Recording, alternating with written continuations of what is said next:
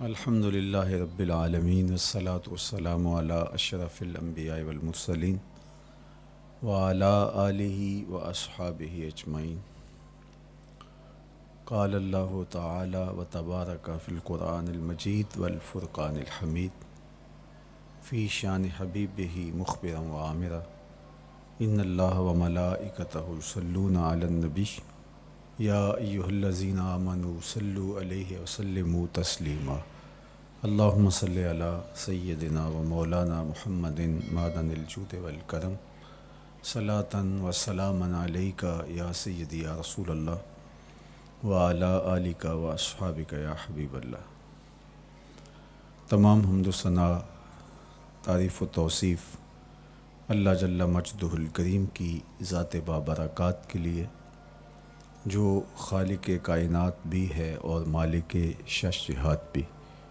اللہ جل وعلا کی حمد و ثنا کے بعد رسول رحمت، شفیع معظم، نبی محتشم، حضور ختمی المرتبت صلی اللہ علیہ وآلہ وسلم کے حضور ناز میں اپنی عقیدتوں، ارادتوں اور محبتوں کا خراج پیش کرنے کے بعد واجب الاحترام، ذوی الاحتشام، عالی مرتبت، محتشم سامعین، سامعات، السلام علیکم ورحمۃ اللہ وبرکاتہ۔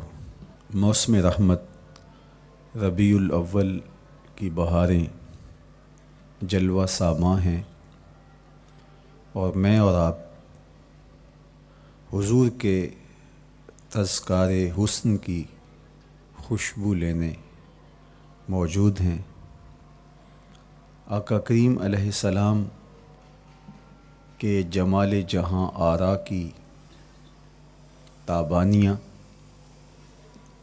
اور جلوہ سامانیاں ہمارے ذوق کی تسکین، قلب کا قرار، روح کی ٹھنڈک، ایمان کی تازگی، عشق و محبت کی نہضت کا سبب اور ذریعہ ہے۔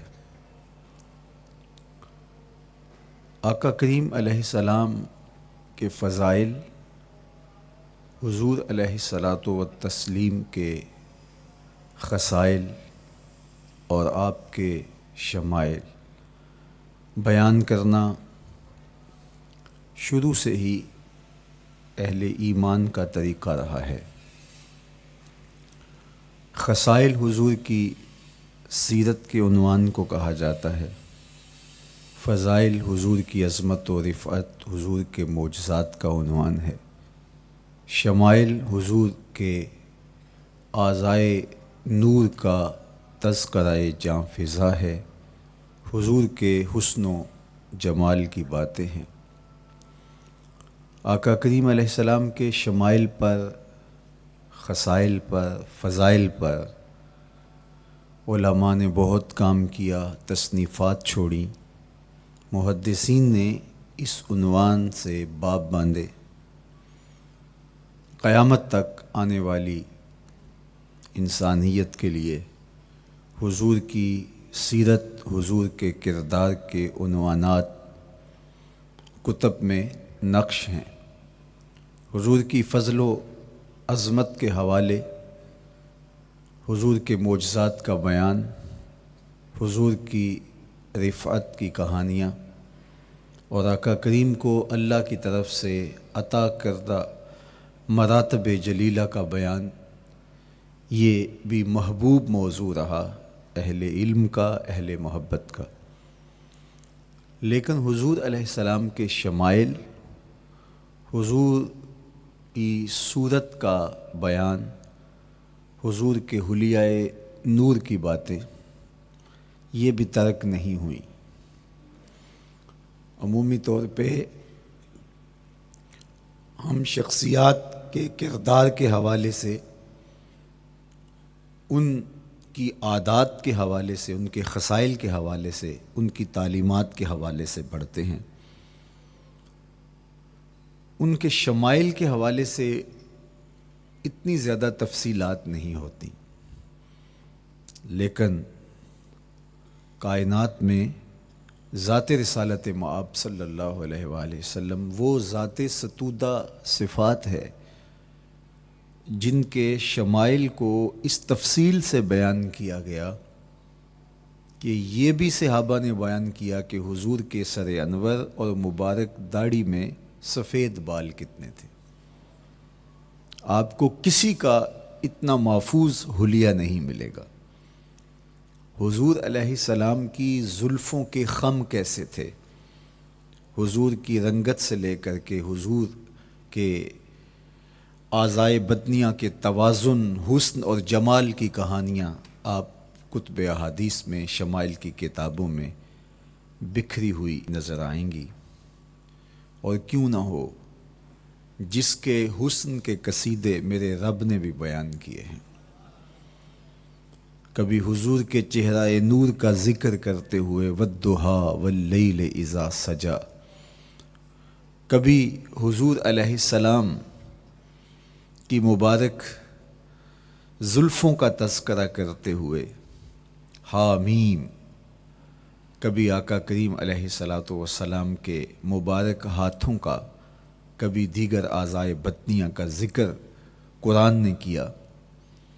حضور کے سینہ اقدس کی کہانی قرآن نے بیان کی۔ حضور علیہ الصلاۃ والسلام کی مازاغ آنکھوں کا تذکرہ قرآن نے کیا، تو پھر یہ محبوب اور مرغوب موضوع کیوں نہ ہوتا۔ اور آقا کریم کو اللہ نے وہ جمال دیا تھا، وہ حسن عطا کیا تھا، وہ خوبصورتی دی تھی جو حضور کا ہی حصہ ہے۔ ویسے اللہ کا ہر پیغمبر، ہر نبی، ہر رسول خوبصورت ہوا۔ کوئی نبی ایسا نہیں ہے جو خوبصورت نہ ہوا ہو، یہ اللہ کا انتخاب ہے۔ آپ تو دکان پہ سیل مین بھی رکھیں تو اس کی باقی قابلیت کے ساتھ ساتھ اس کی شخصیت کو آپ دیکھتے ہیں کہ جو خوش شکل ہو، آنے والے کو متاثر کر سکے، باوقار لگے۔ تو جس کو اس نے نبی بنانا تھا تو اس کو اس نے یوں ہی یہ عظمت اور یہ رفعت عطا کر دینی تھی۔ تو اللہ کا ہر نبی حسین، ہر نبی جمیل، لیکن جو جمال، جو خوبصورتی، جو حسن، جو شان و شوکت اللہ نے میرے اور آپ کے آقا و مولا حضور ختمی المرتبت کو عطا کی، وہ حضور کا ہی مقسوم ہے، وہ حضور علیہ السلام کا ہی حصہ ہے۔ سر انور سے لے کر پائے نور تک حضور کا ہر عضو بدن خوبصورتی کا مرقع اور جمال کا معیار ہے۔ خوبصورتی کیا ہوتی ہے، حسن محمد کو دیکھ لو۔ کوئی عیب، کوئی نقص حضور کے پاکیزہ وجود میں نہیں رکھا گیا۔ خلقت مبرأ من کل عیب، حضور کے سامنے حضرت حسان بن ثابت نے یہ پڑھا اور آقا کریم نے اس پر خوشی کا اظہار کیا اور اللہ کی بارگاہ میں دعا کی، اللہم ایدہ بروح القدس، جبریل امین سے اللہ اس کی مدد فرما۔ تو انہوں نے یہ بات کہی کہ آپ کو ہر عیب سے مبرہ رکھا گیا ہے، آپ کا پیکر نور، آپ کا وجود مسعود حسن و جمال کا ایسا مرقع بنایا گیا کہ جس میں کوئی نقص نہیں رکھا گیا۔ صوری حسن بھی عطا کیا گیا، مانوی حسن بھی عطا کیا گیا۔ حضور کے اعضاء کا جو ظاہری حسن تھا وہ بھی اپنی مثال آپ تھا، اور جو باطنی جمال اور باطنی حسن اور باطنی کمال عطا کیا گیا تھا وہ بھی اپنی مثال آپ ہے۔ اگر حضور علیہ السلام کے مبارک ہاتھوں کو جمال دیا گیا ہے، لیکن جو توانائی عطا کی گئی، جو طاقت عطا کی گئی، ید اللہ کے جو جلوے ان ہاتھوں میں رکھے گئے، وہ بھی ایک دل آویز کہانی ہے۔ اگر آنکھوں کی پتلیاں خوبصورت ہیں اور آپ کی مبارک آنکھوں کی چمک سے کائنات اس کو دیکھ کر کے مبہوت ہو جاتی ہے، مازاق کے کجلے اس میں رکھے گئے ہیں، لیکن اس کا معنوی حسن بھی دیکھیے کہ حضور بیٹھے مدینے میں ہیں اور جنت کا مشاہدہ کر رہے ہیں۔ وہ توانائی بھی عطا کی گئی کہ جس طرح روشنی میں دیکھا جاتا ہے حضور اسی طرح اندھیرے میں دیکھتے ہیں۔ فرمایا صحابہ صفیں سیدھی رکھا کرو، مت سمجھو کہ میں صرف آگے دیکھتا ہوں، میں آگے بھی دیکھتا ہوں، میں پیچھے بھی دیکھتا ہوں، میں تمہارے رکوع بھی دیکھتا ہوں اور دلوں میں پیدا ہونے والے خشوع بھی دیکھتا ہوں۔ اقبال بولے اے فروغت صبح آثار و دہور، چشم تو بی نندائے ما فی الصدور۔ لوگوں کی نظریں تو سینے کے اوپر دیکھتی ہیں، اے آمنہ کے در یتیم تیری نظر تو سینے کے اندر چھپے راز بھی دیکھتی ہے۔ تو صوری حسن بھی اور معنوی حسن بھی اللہ نے اپنے محبوب کو عطا کیا، اور اللہ جل شانہ نے وہ جمال دیا حضور کو کہ جو دیکھتا وہ دیکھتا ہی رہ جاتا۔ ایسی چمک، ایسی رعنائی، ایسی خوبصورتی اور ایسا جمال تھا، دیکھنے والے کہا کرتے ہیں اللہ اللہ، یاد آتا ہے خدا دیکھ کے صورت تیری۔ کتنے لوگ ہیں جنہوں نے صرف حضور کے چہرے کو دیکھا اور لبوں پہ کلمہ جاری ہو گیا۔ معروف نام حضرت عبداللہ بن سلام رضی اللہ تعالیٰ عنہ کا ہے، یہودیوں کے بہت بڑے حبر تھے، بہت بڑے عالم تھے، حضرت یوسف علیہ السلام کی اولاد سے تعلق تھا، اور اس معاشرت میں ایک وقار کی مسند پہ براجماں رہتے، لیکن جو ہی حضور علیہ السلام مکے سے ہجرت فرما کے مدینہ تشریف لائے تو یہ حضور کو دیکھنے آئے۔ با فضل الصدقہ اٹھا کر دیکھیے کہ ایک مناظرہ ترتیب دیا انہوں نے کہ ان سے یہ بات کروں گا، یہ سوال کروں گا، یہ اعتراض اٹھاؤں گا، لیکن جب حضور کی مجلس میں پہنچے اور آقا کریم علیہ السلام کے رخ زیبا کو دیکھا تو سارے سوال بھول گئے۔ رومی بولے اے لقائے تو جواب ہر سوال، حل شود ہر مشکلت بے کی لوکال۔ تیری ملاقات ہی تو سارے سوالوں کا جواب ہے، تیرا ایک بار دیکھ لینا ہی تو سارے مسئلے حل کر دیتا ہے۔ تو سوالات کا ایک ڈھیر اٹھائے لائے تھے، ایک گٹھڑی باندھ کے لائے تھے سر پہ رکھ کے، لیکن جو ہی حضور کو دیکھا تو وہ جو گٹھڑی باندھ کے لائے تھے اس کی گرہیں ڈھیلی ہونے لگی، پھر سوال تتلیوں کی طرح اڑنے لگے، اور حضور کو دیکھا تو کوئی سوال ہی باقی نہ رہا۔ اب آقا کریم نے فرمایا عبداللہ ابن سلام آؤ کدھر آئے ہو؟ یہ تو مناظرہ کرنے آئے تھے، سودا لینے کے لیے بازار گئے ہم، ہاتھ اس کے بکے جس کے خریدار گئے ہم۔ لیکن جب آقا کریم نے پوچھا کہ آؤ کدھر آئے ہو تو انہوں نے کہا حضور میں آپ کا غلام بننے آیا ہوں، تیری تک کے ادامہ میں مرید ہو گئے، حضور کے ہاتھ پہ بیعت اسلام کر لی۔ اب جن لوگوں نے عبداللہ ابن سلام کو تیار کر کے بھیجا تھا وہ امید میں تھے کہ تھوڑی دیر کے بعد ہم سنیں گے کہ انہوں نے سخت سوال کیے اور مسلمانوں کے نبی ان کا جواب نہیں دے پائے، لیکن جب ان کے کانوں تک یہ خبر پہنچی کہ عبداللہ بن سلام نے تو کوئی سوال ہی نہیں کیا بلکہ وہ محبوب کی نگاہوں کا شکار ہو گئے، اور انہوں نے دیکھتے ہی حضور پر تن من سب کچھ نچھاور کر دیا اور لبوں پہ کلمہ جاری ہو گیا، تو وہ صبر نہ کر سکے اور عبداللہ ابن سلام کے پاس پہنچے اور جا کے کہا کہ تو نے یہودیت کی ناک خاک آلود کر دی، تم نے کوئی سوال کیا ہوتا، انہوں نے جواب دیا ہوتا اور پھر تم نے مان لیا ہوتا تو ہم سمجھ جاتے کہ ایک عالم تھا، علمی پیاس بجھ گئی، مطمئن ہو گیا، لیکن یہ عجیب کہانی ہے، سنا ہے تم نے کوئی سوال بھی نہیں اٹھایا، انہوں نے جواب بھی نہیں دیا، بس تم نے ان کو دیکھا اور دیکھتے ہی تمہارے لبوں پہ کلمہ جاری ہو گیا، تو یہ کیا کہانی ہوئی؟ تو عبداللہ ابن سلام نے جو جواب دیا وہ آب زر کے ساتھ لکھنے کے قابل ہے۔ انہوں نے کہا کہ یہ بات میری سمجھ میں بھی نہیں آئی، جب میں اس آقا و مولا کی چوکھٹ پہ پہنچا اور میں ان سے سوال کرنے کے لیے لفظوں کو ابھی ترتیب ہی نہیں دیا تھا کہ میری نظر ان کے جمال جہاں آرا پہ پڑ گئی، اب عبداللہ بن سلام کے لفظ سنیے، فرماتے ہیں فلما تبینت وجہہ عرفت ان وجہہ لیس بوجہ کذاب، جب میں نے ان کے جمال جہاں آرا کو دیکھا، چہرہ نور کو دیکھا، رخ زیبا کی زیارت کی، تو میں نے پہچان لیا یہ چہرہ کسی جھوٹے کا ہو ہی نہیں سکتا ہے۔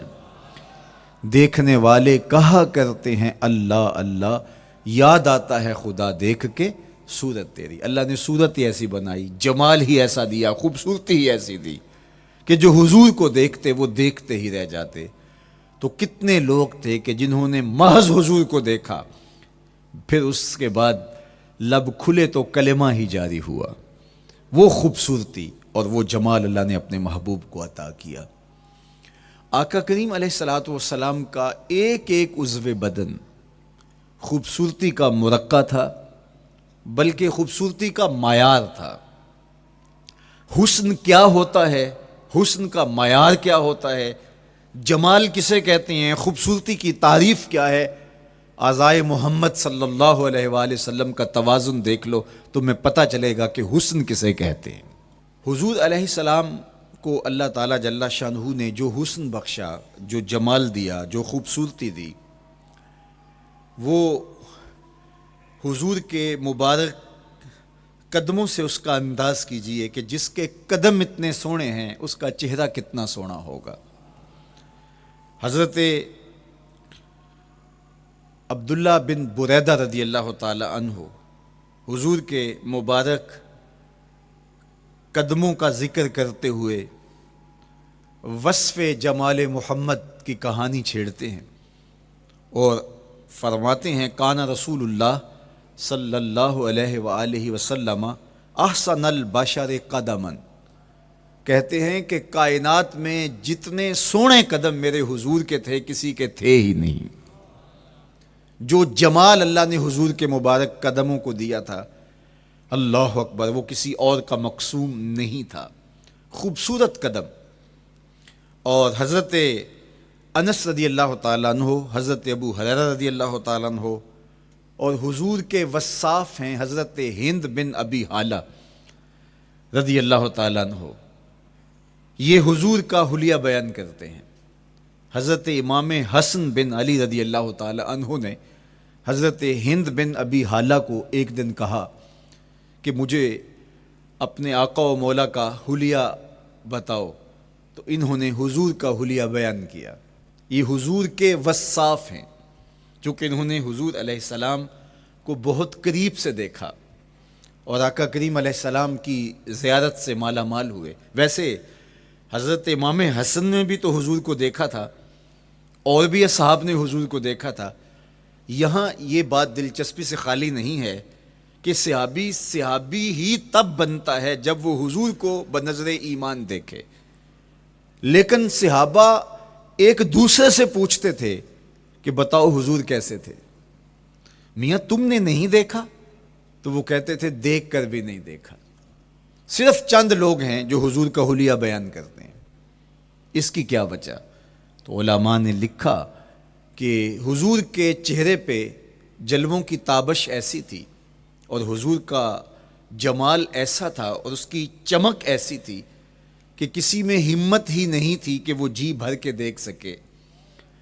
تو بعد میں ایک دوسرے سے پوچھتے تھے بتاؤ تم نے دیکھا تو حضور کیسے تھے؟ اگر ان لوگوں کی تعداد میں آپ کو بتاؤں تو 3 درجن سے زیادہ نہیں ہوگی جو حضور علیہ السلام کے وصاف ہیں، حضور کے حلیہ نگار ہیں، جو آقا کریم علیہ الصلوۃ والسلام کی صورت کا نقشہ بیان کرتے ہیں۔ دیکھا 1,24,000 اصحاب نے ہے، لیکن جو وصف بیان کرتے ہیں، شمائل رسول کو بیان کرتے ہیں، ان کی تعداد 3 درجن سے زیادہ نہیں ہے۔ اور یہ بھی وہ لوگ ہیں جنہوں نے حضور کو بچپن میں دیکھا، جنہوں نے حضور کو سوئے ہوئے دیکھا، حضور کو بہت قریب سے دیکھا۔ حضور علیہ الصلوۃ والسلام کے پاس ان کا آنا جانا بہت زیادہ تھا، اس طرح انہوں نے حضور علیہ السلام کو دیکھا۔ حضرت حسان بن ثابت رضی اللہ تعالی عنہ فرماتے ہیں کہ میں جو حضور کا حلیہ بیان کرتا ہوں تو اس کا سبب یہ ہے کہ میرے پاس حضور کو دیکھنے کا ایک طریقہ آ گیا تھا۔ فلما نظرت الى انوارہ فوضعت کفی علی عینی خوفا من ذہاب بصری، کہا کہ جب میں حضور کو دیکھتا تھا تو اپنی آنکھوں پر انگلیاں رکھ کے انگلیوں کی اوٹ سے دیکھتا تھا کہ حضور کے جلووں کی چمک سے میری آنکھوں کی بینائی نہ جاتی رہے۔ یہ کون کہہ رہے ہیں؟ حضرت حسان بن ثابت رضی اللہ تعالیٰ عنہ۔ اور آپ جانتے ہیں حضرت حسان بن ثابت رضی اللہ تعالیٰ عنہ شاعر ہیں، اور شاعر حسن دیکھنے میں بڑا دلیر ہوتا ہے، اور یہ حسن بھی ابھی پوشیدہ ہے، 70,000 بشریت کے پردے ڈالے گئے ہیں۔ اگر یہ حسن بے نقاب ہوتا تو کوئی جلووں کی تاب ہی نہ لا سکتا۔ یہی بہتر ہے کہ وہ پردے میں رو پوش رہے، وہ اگر پردہ اٹھا دے تو کسے ہوش رہے۔ کس کی ہمت تھی؟ اب چھپا ہوا مستور حسن بھی اگر دیکھتے ہیں تو آنکھوں پہ انگلیاں رکھ کے دیکھتے ہیں، اور بیان کرنے والوں کی تعداد میں نے عرض کی کہ 3 درجنوں سے زائد نہیں ہے۔ تو یہ وہ لوگ ہیں جنہوں نے حضور کو دیکھا۔ اب امام حسن پوچھ رہے ہیں حضرت ہند بن ابی حالہ رضی اللہ تعالی عنہ کو کہ آپ نے حضور کو دیکھا تو مجھے بتائیے میرے نانا کا جمال کیسا تھا۔ تو حضرت ہند بن ابی حالہ نے حضور کا حلیہ بیان کیا۔ تو جب حضور کے قدموں کی کہانی انہوں نے بیان کی تو حضرت ہند بن ابی حالہ نے کہا کان النبی صلی اللہ علیہ وآلہ وسلم شسن القدمین والکفین، حضور علیہ السلام کے مبارک قدم اور حضور کی ہتھیلیاں پر گوشت تھے۔ یہ حضور علیہ السلام کے مبارک قدموں کا جمال بیان کرتے ہیں۔ اللہ اکبر۔ اور حضور علیہ السلام کے قدموں کے بارے میں امام ترمذی جو شمائل میں حدیث لائے ہیں اس میں انہوں نے یہ بھی بیان کیا کان رسول اللہ صلی اللہ علیہ وسلم مسیح القدمین، حضور علیہ السلام کے مبارک قدم ملائم تھے، خوبصورت تھے، کھردرے نہیں تھے، کوئی پھٹن نہیں تھی۔ عمومی طور پہ قدم پھٹ جاتے ہیں اور ایڑیاں بہت سارے لوگوں کی پھٹ جاتی ہیں تو وہ خوبصورتی باقی نہیں رہتی۔ تو وہ کہتے ہیں کہ حضور مسیح القدمین تھے، اور جب آقا کریم علیہ الصلوۃ والسلام کے مبارک قدموں پہ پانی ڈالا جاتا تو وہ ڈھل کے نیچے چلا جاتا۔ یہ تھا حضور کے قدموں کا حسن اور حضور کے قدموں کا جمال۔ اچھا، آقا کریم علیہ السلام کی جو مبارک ایڑیاں تھیں وہ زیادہ پر گوشت نہیں تھیں، ان کے اوپر گوشت زیادہ نہیں چڑھا تھا، اس لیے کہ ایڑیوں کا زیادہ پر گوشت ہونا ایڑیوں کے حسن کو زائل کر دیتا ہے۔ حسن کا مرقع ہی جمال مصطفیٰ ہے، تو اس لیے اللہ نے ایک ایک عضو کو تراش کر کے بنایا ہے، بلکہ پوچھ پوچھ کے بنایا ہے۔ جس طرح حسان بن ثابت رضی اللہ تعالی عنہ کہتے ہیں کأنک قد خلقت کما تشاء، محبوب مجھے تو یوں لگتا ہے جس طرح آپ کے رب نے آپ کو آپ سے پوچھ کے بنایا ہے کہ محبوب بتاؤ کہ میں آپ کے اعضاء کو کیسے توازن اور کیسے حسن اور کیسے جمال دوں۔ تو حضور کی مبارک ایڑیاں یہ پرگوشت نہیں تھیں، باقی حضور کے پاؤں پرگوشت تھے اور کوئی پھٹن نہیں تھی، بالکل نرم گداس اور بالکل جو ہے وہ ملائم تھے، اور جب پانی ڈالا جاتا تو پانی ڈھل کے نیچے 1 سیکنڈ میں آ جاتا۔ یہ اللہ نے محبوب کو حسن دیا۔ حضرت ہند بن ابی حالہ نے کہا کہ حضور کے مبارک تلوے جو تھے وہ درمیان سے اٹھے ہوئے تھے، ایڑیوں سے لے کر کے انگلیوں تک یہ تلوہ کہلاتا ہے، جو اس کا نچلا حصہ جو زمین سے مس کرتا ہے، اور اس میں جو درمیان والا حصہ ہے یہ اٹھا ہوا ہو اور بالکل پاؤں سیدھا نہ ہو تو یہ پاؤں کا حسن ہے۔ پاؤں کا بالکل سیدھا ہو جانا یہ پاؤں کے حسن کو زائل کر دیتا ہے۔ اس میں تھوڑا سا خم ہو، جب چلے تو انگلیاں اور پنجے کا جو ہے وہ آگے والا حصہ زمین پہ لگے اور ایڑی لگے، اور درمیان والا حصہ زمین پہ نہ لگے، تو یہ حسن ہوتا ہے کسی کے پاؤں کے تلوے کا۔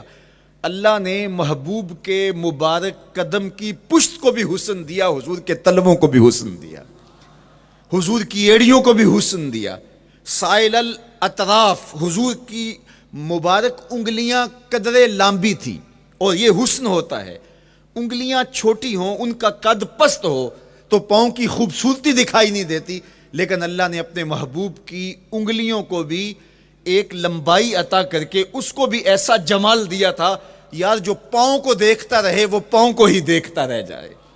اللہ اکبر۔ اچھا، بعض احادیث میں آتا ہے کہ حضور علیہ السلام کے مبارک تلوے جو ہیں لیس لہا اخمس، یہ لفظ ہیں کہ وہ اخمس نہیں تھے، یعنی وہ درمیان سے اٹھے ہوئے نہیں تھے، تو اس کا کیا مطلب ہے؟ یہ حضرت ابو ہریرہ رضی اللہ تعالیٰ عنہ سے جو مروی روایت ہے اس میں یہ ہے لیس لہا اخمس، اور حضرت ہند بن نبی حالہ سے جو حضور کے مبارک تلووں کا حسن بیان کیا گیا ہے، تو اس میں یہ بیان کیا گیا ہے کہ حضور علیہ الصلوۃ والسلام کا مبارک قدموں کا تلووں کا حسن یہ تھا کہ وہ درمیان سے تھوڑے سے اٹھے ہوئے تھے، اور یہ خوبصورت پاؤں کا جمال ہوتا ہے۔ تو ان دو چیزوں میں علماء نے تطبیق کی ہے۔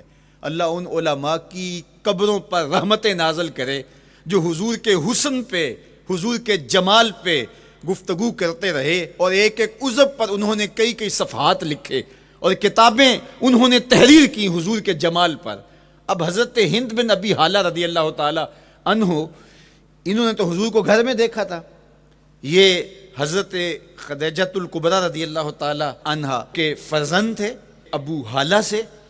اب انہوں نے تو دیکھا، اب حضور لیٹے ہیں تو انہوں نے حضور کے پاؤں کو دیکھا کہ درمیان میں ہلکا سا خم ہے اور یہ پاؤں کا جمال ہے۔ اب حضرت ابو ہریرہ رضی اللہ تعالی عنہ نے جو حضور کے پاؤں کو دیکھا تو یہ اندرون خانہ کا دیکھنا نہیں تھا، تو انہوں نے کیسے دیکھا؟ تو حضرت ابو ہریرہ سے مروی ایک روایت سے سمجھ آتی ہے کہ انہوں نے جو کہا کہ لیس لہا اخمس، کہ ان کے مبارک تلوے درمیان سے اٹھے ہوئے نہیں تھے بلکہ بالکل برابر تھے، تو اس کا کیا مطلب ہے؟ تو حضرت ابو ہریرہ سے ایک روایت مروی ہے، وہ فرماتے ہیں کہ جب حضور علیہ السلام کسی چٹان کے اوپر چلتے تو حضور علیہ الصلوۃ والسلام کا وہاں قدم پڑتا تو وہ اس چٹان کے اندر حضور کا قدم گھس جاتا، وہ موم کی طرح چٹان نرم ہو جاتی۔ اس طرح زمین پر بھی حضور چلتے تو مبارک پاؤں کا جو نشان قدم ہے وہ پورا دکھائی دیتا۔ تو حضرت ابو ہریرہ رضی اللہ تعالیٰ عنہ اس سے یہ سمجھے کہ حضور کے تلوے جو ہیں وہ برابر ہیں۔ تو علماء نے اس پر گفتگو کی ہے۔ ایک تو حضور جب چلتے تھے تو آقا کریم پورے زور سے قدم زمین پہ رکھتے تھے اور اس وقار سے چلتے تھے کہ جس طرح حضور اونچائی سے نیچے کی طرف اتر رہے ہوں۔ تو جب پاؤں کو جما کر کے زور سے رکھا جائے تو پھر جو ہے وہ نشان نیچے پڑتا ہے۔ یا اللہ اپنے محبوب کے لیے زمین کو اور پتھروں کو بھی نرم کر دیا تو پھر حضور کے تلووں کا نقش بھی زمین کے اوپر جو ہے وہ حویدہ ہو جاتا۔ سلطان قاتبائی نے ایک ایسا ہی پتھر جس کے بارے میں شنید تھی کہ اس پر حضور کے قدموں کا نقش موجود ہے، تو انہوں نے 20,000 دینار کے اندر وہ خریدا، اور انہوں نے یہ کہا کہ جب میں فوت ہو جاؤں تو حضور کے قدموں کے نشان والا پتھر میری قبر کے سرہانے بطور کتبہ لگایا جائے۔ علامہ شہاب الدین خفاجی علیہ رحمہ لکھتے ہیں ہوا موجود الی الآن، وہ اپنے دور میں کہانی بیان کرتے ہیں وہ آج بھی سلطان قاتبائی کی قبر کے سرہانے وہ پتھر نصب ہے جہاں حضور کے قدموں کے نشان موجود ہیں۔ اللہ اکبر۔ تو آقا کریم علیہ الصلوۃ والسلام کے مبارک تلوے، حضور علیہ السلام کی کم گوشت تراشی ہوئی ایڑیاں، اور مسیح القدمین حضور علیہ السلام کے ملائم نرم گداز پاؤں، ان کا حسن اور ان کا جمال، اور آقا کریم علیہ السلام کے قدموں کی انگلیاں جو قدرے لمبی تھی، اور ان میں جو درمیان والی انگلی تھی وہ زیادہ لمبی تھی، اس پر حضرت میمونہ بنت کردم رضی اللہ تعالی عنہا اس انگلی کا حسن بیان کرتی ہیں، کہتی ہیں مجھے شوق ہوا کہ میں حضور کو دیکھوں، تو اپنے والد گرامی کے ساتھ حجۃ الوداع کے موقع پر میں بھی سعادت حج پا رہی تھی، تو حضور کو ملنے کے لیے جب ہم پہنچے تو آقا کریم اونٹنی کے اوپر سوار تھے، ناقہ پر جلوہ فراز تھے، تو میرے میں ہمت نہ ہو سکی کہ حضور کے چہرے کو دیکھ سکوں۔ ایسا جلوہ، ایسا جمال، اللہ اکبر، اور ایسا روب اور ایسی چمک چہرے کی اور تابشیں تھیں کہ میرے اندر ہمت نہ ہو سکی کہ میں حضور کے چہرہ نور کو دیکھ سکوں۔ اب آقا کریم اونٹنی پہ سوار تھے تو میں حضور کے مبارک پاؤں کو دیکھنے لگی، میں بس حضور کے پاؤں کا جمال اور خوبصورتی دیکھنے لگی، اسی میں کھو گئی۔ اب حضرت میمونہ بنت کردم رضی اللہ تعالی عنہا حضور کے مبارک قدموں کی ایک انگلی کا حسن بیان کرتی ہیں۔ اللہ اکبر۔ حضرت میمونہ بنت کردم سے یہی ایک روایت مروی ہے، ساری زندگی ان کے پاس سرمایہ یہی تھا، جب کسی مجلس میں جاتی تو وہ کہتی تمہیں بتاؤں حضور کی مبارک انگلی کا حسن کیا تھا؟ یہ سرمایہ ساتھ لیے لیے پھرتی کہ میں نے حضور کی انگلی کو دیکھا ہے، میں نے حضور کے قدم اور حضور علیہ السلام کے تلووں کی زیارت کی ہے. تو وہ اس حسن کو بیان کرتے ہوئے کہا کرتی تھی فما نسیتو فی ما نسیتو طولا اصبع قدم السبابہ علی سائر اصابعہ.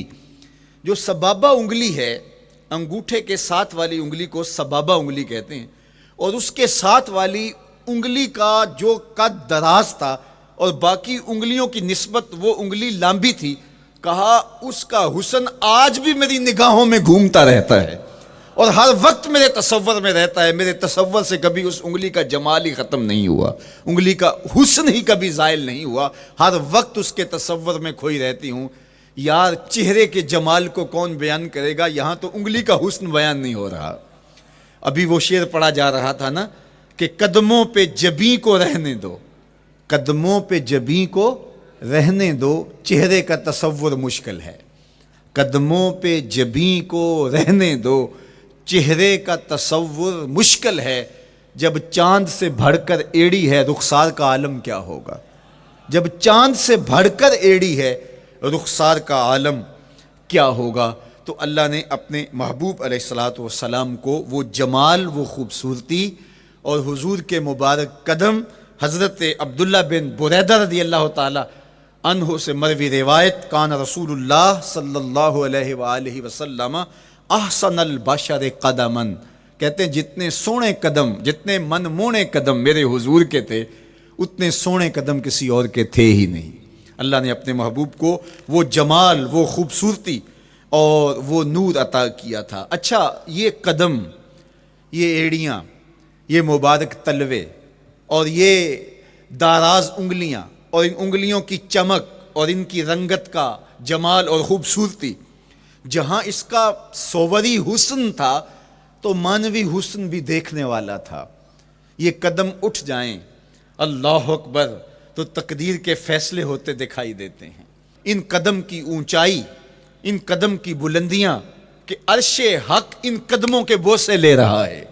اور میرے امام بولے زہ عزت و اے طلائے محمد، زہ عزت و اے طلائے محمد، کہ ہے عرش حق زیر پائے محمد.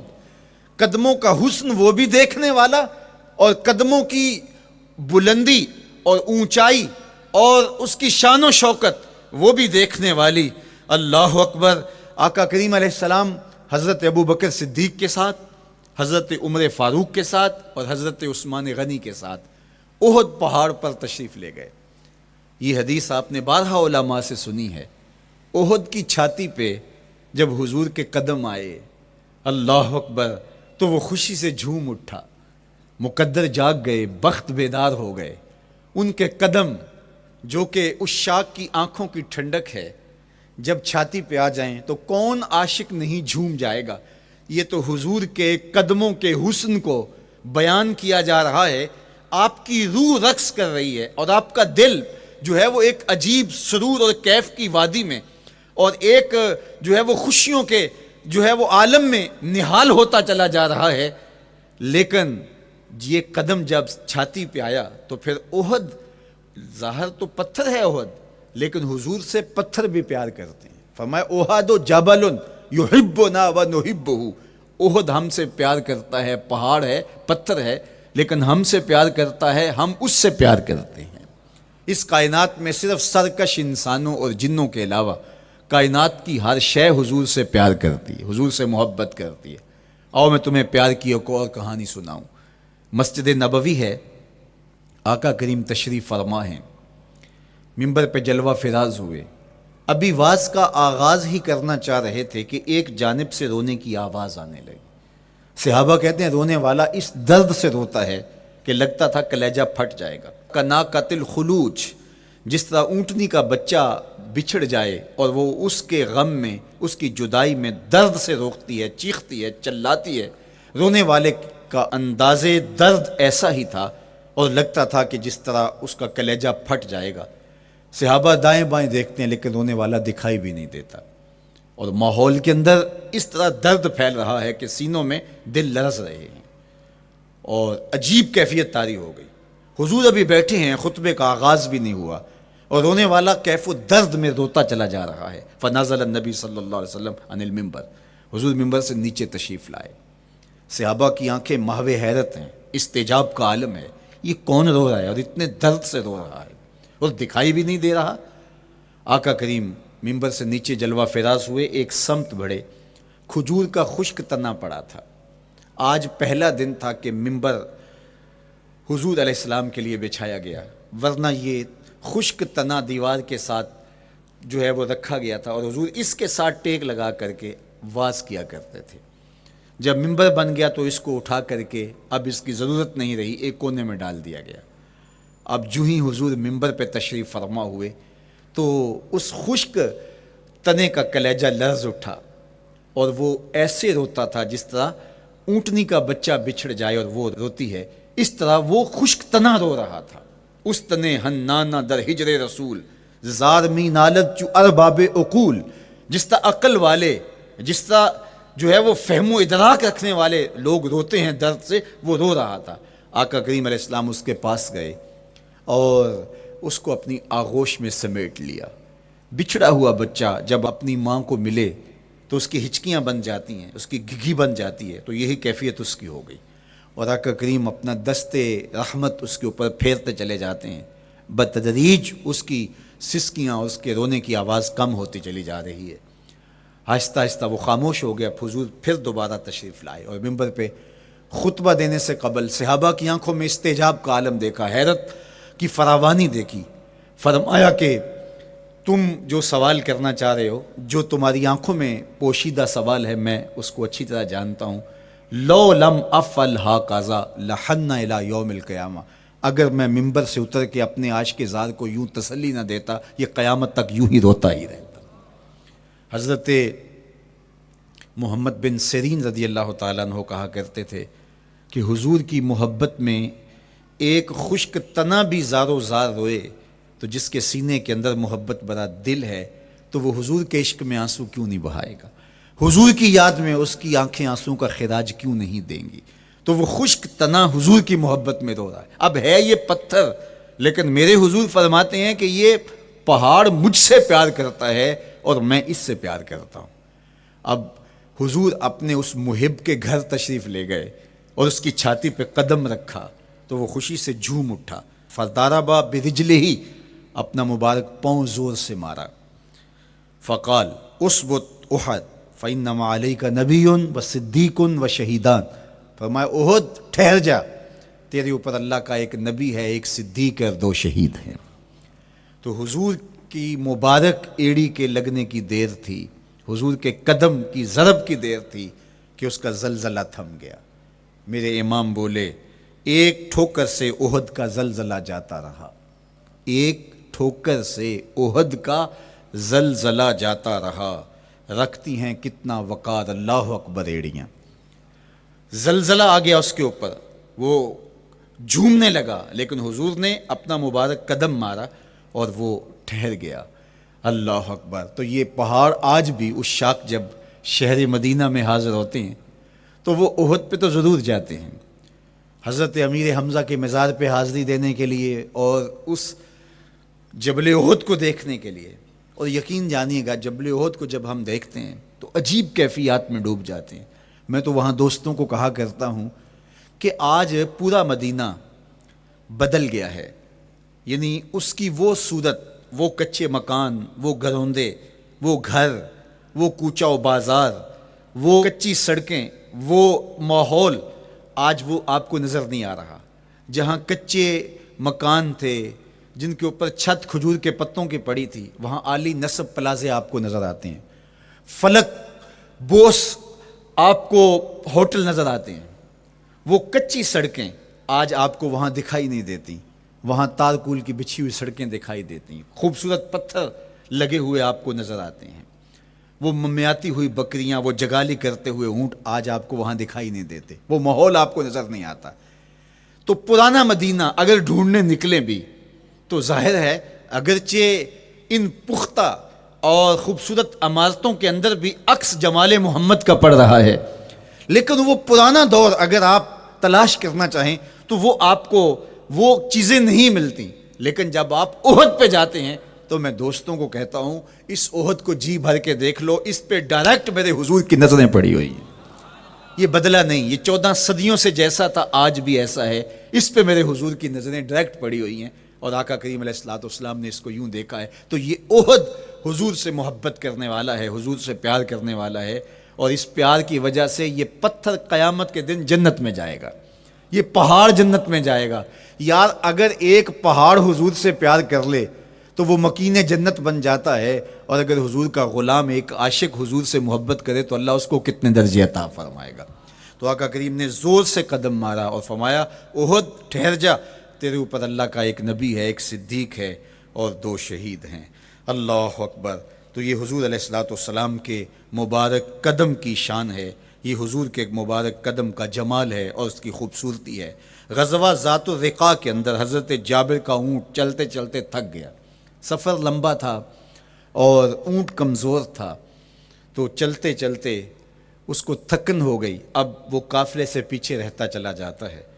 تو اس نے حضور کی خدمت میں عرض کی، یا رسول اللہ یہ اونٹ تھک گیا ہے اور میں قافلے کے ساتھ چل نہیں پا رہا۔ تو آقا کریم علیہ الصلوۃ والسلام نے اپنے مبارک قدم سے اس اونٹ کو ٹھوکر لگائی، فَنَشِطَ حَتَّى كَانَ مَا يَمْلِكُ زَمَامَهُ۔ حضرت جابر کہتے ہیں اس کی لگام سنبھالی نہیں جاتی تھی، اتنا تیز چلتا تھا۔ یار جس کے قدموں کی ٹھوکر سے یہ توانائی آ جائے، اس کے ہاتھوں کی توانائی کا عالم کیا ہوگا۔ تو اللہ نے صرف حضور کے مبارک قدموں کو صوری حسن ہی نہیں دیا تھا، مانوی جمال اور توانائی بھی عطا فرمائی تھی۔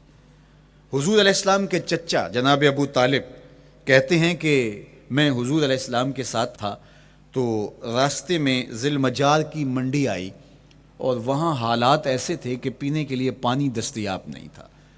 تو میں نے کہا کہ عطشت ولیس عندی ماء، مجھے تو سخت پیاس لگی ہے اور پانی بھی پاس نہیں ہے۔ فنزل النبی صلی اللہ علیہ وسلم وضرب بقدمہ الارض فخرج الماء فقال اشرب۔ تو حضور نے اپنے مبارک پاؤں سے زمین پر ٹھوکر لگائی، چشمہ پھوٹ پڑا، اور آقا کریم نے فرمایا چچا پانی پی لیجئے۔ تو وہ پاؤں اگر زمین پہ لگے تو چشمے پھوٹے، اگر احد پہاڑ پہ وہ پاؤں پڑے تو اس کا زلزلہ جاتا رہے، اور اگر وہ کسی جانور کو حضور ٹھوکر لگائیں تو اس کے اندر اس قدر تیزی آ جائے کہ اس کی باغ سنبھالی نہ جائے، اتنا سریع رفتار ہو جائے۔ اب ان قدموں پہ کون قربان نہیں ہوگا؟ یار ان قدموں کو چومنے کے لیے جبریل بھی تو بے تاب دکھائی دیتے ہیں نا۔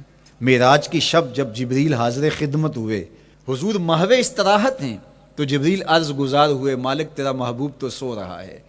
اللہ اکبر، تبارک اللہ، شان تیری تجھی کو زیبا ہے بے نیازی، کہیں پہ جوش لن ترانی، کہیں تقاضے وصال کے تھے۔ ایک کوہ طور پہ خود چل کے جاتا ہے اور عرض گزار ہوتا رب آرنی انظر الیک، مالک تجھے دیکھنا چاہتا ہوں۔ اللہ اکبر، سراپا چشم بنا ہوا ہے اور کہتا ہے مالک میں تجھے دیکھنا چاہتا ہوں۔ جواب کیا آتا ہے؟ لن ترانی، تم نہیں دیکھ سکتے، میرے جلووں کی تاب نہیں لا سکتے۔ ایک خود چل کے جا رہا ہے اور تقاضۂ رویت کرتا ہے، اور جواب آتا ہے لن ترانی۔ اور ایک سویا ہوا ہے چادر اوڑھ کے، اور جبریل کہتے ہیں محبوب اٹھیے، رب آپ کو بلا رہا ہے۔ تبارک اللہ، شان تیری تجھی کو زیبا ہے بے نیازی، کہیں پہ جوش لن ترانی، کہیں تقاضے وصال کے تھے۔ تو جبریل حاضر خدمت ہوئے، حضور استراحت میں ہیں، تو آواز آئی یا جبریل قبل قدم ہے، میرے محبوب کے قدموں کو چوم لے۔ اب جبریل حضور علیہ السلام کے قدموں کو بوسے دے رہے ہیں۔ کسی نے جبریل سے تصور کے عالم میں پوچھا، حضور کے قدم چومے، حضور کے تلووں کو بوسے دیے، بتا کیفیت کیا ملی؟ تو بولے نہ جنت کی کلیوں میں دیکھا مزہ جو محمد کی تلیوں میں دیکھا۔ وہ سرور وہاں جو نصیب ہوا۔ وفد عبد القیس جب مدینہ المنورہ آیا تو ان میں ایک صاحب ہیں، وہ کہتے ہیں میں دوڑتا ہوا حضور کے پاس آیا، بس بے چینی تھی، اضطراب تھا۔ جب آپ مدینہ المنورہ میں جاتے ہیں تو آپ کو جا کے گاڑی اتارتی ہے اور آپ ہوٹل میں سامان رکھتے ہیں، تو پھر کتنی جلدی ہوتی ہے کہ جلدی سے غسل کریں اور جلدی سے نیا لباس پہنیں اور جا کے ہرے گنبد کو دیکھیں، حضور کی مبارک مسجد کی زیارت کریں، ان کوچہ و بازار میں جائیں جہاں حضور کے مبارک قدم لگے تھے۔ اللہ اکبر۔ تو اب یہ وفد عبد القیس جب آیا تو ان میں ایک صحابی حضرت زرع رضی اللہ تعالیٰ عنہ فرماتے ہیں کہ میں پھر تیزی کے ساتھ گیا اور پھر ہم جا کے حضور کے ہاتھ بھی چومنے لگے، حضور کے قدم بھی چومنے لگے۔ یہ سعادت مند قدم جن کے بوسے صحابہ دیتے ہیں، کبھی جبریل کے بوسہ گاہ بنتے ہیں، کبھی احد پہاڑ کی چھاتی ان قدموں کو چومتی ہے۔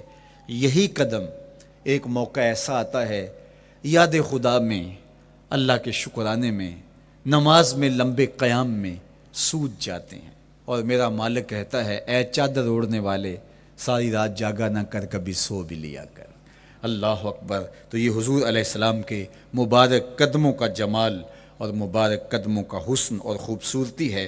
اللہ نے اپنے محبوب علیہ السلام کے مبارک قدموں کو صوری اور معنوی حسن سے نوازا، اور یہ حسن حضور کے مبارک قدموں کا ہے۔ پھر جس کے قدم اتنے سونے ہیں اس کا چہرہ کتنا حسین ہوگا۔ ایک سوال اٹھ سکتا ہے کہ حضور کے حسن کو بیان کرنے کا مقصود کیا ہے؟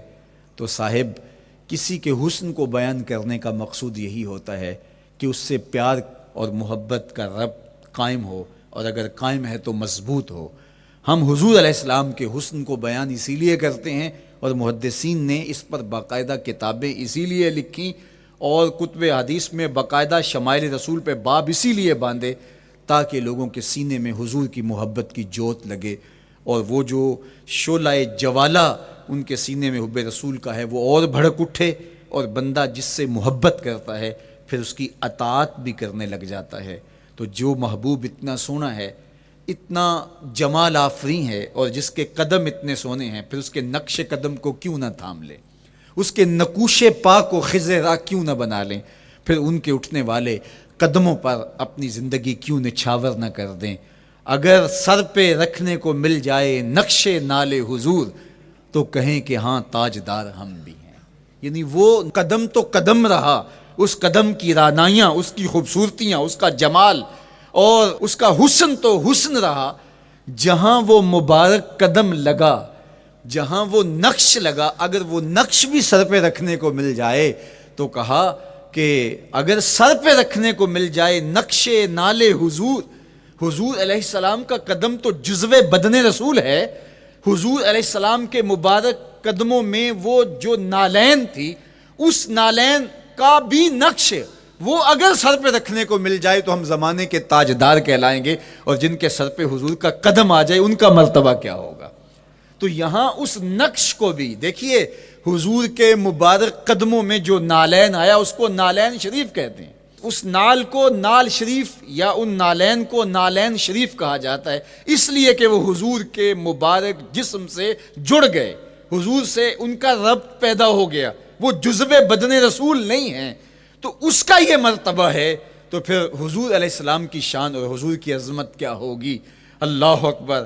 بلکہ حضور علیہ السلام کے نالین جہاں رکھے جائیں، وہ کسی نے کہا نا کہ ذرے اس خاک کے تابندہ ستارے ہوں گے، ذرے اس خاک کے تابندہ ستارے ہوں گے جس جگہ آپ نے نالین اتارے ہوں گے۔ وہ جگہ جہاں حضور کے قدم نہیں، حضور کے قدموں سے مس ہوئے ہوئے نالین رکھے جائیں، وہاں جو ذرے اس نالین کے تلووں کو چومتے ہیں وہ بھی آسمان کے ستاروں سے اس شاخ کو حسین دکھائی دیتے ہیں، وہ بھی زیادہ چمکدار دکھائی دیتے ہیں، اور اس شاخ کی آنکھوں کا سرما اور ان کے دل کا قرار اور روح کی ٹھنڈک قرار پاتے ہیں۔ تو یہ ہے حضور علیہ السلام کی نسبت کا احترام اور حضور کی محبت کا اثر جو اس شاخ کے سینے میں محسوس کیا جاتا ہے۔ اللہ مجھے آپ کو اپنی خاص پناہیں، امان اور حفاظتوں کا حساد بخشے۔ کار ما آخر شدو آخر ز ما کار نشد، مشت خاک ما غبار کوچائے یار نشد۔